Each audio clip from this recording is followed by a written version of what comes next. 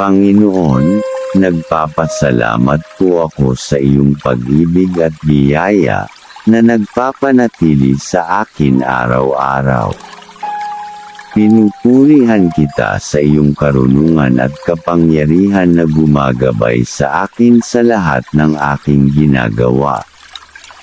Isinusuko ko ang aking buhay sa iyo at hinihiling na ang iyong kalooban ay maganap sa akin. Tulungan mo akong magtiwala sa iyo at sundin ang iyong plano para sa aking buhay, kahit na hindi ko ito nauunawaan. Turuan mo akong makinig sa iyong tinig, at sumunod sa iyong mga utos.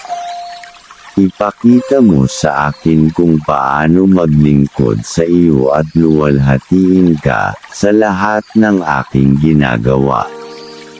Punuin mo ako ng iyong kapayapaan at kagalakan habang ako ay naglalakbay kasama ka.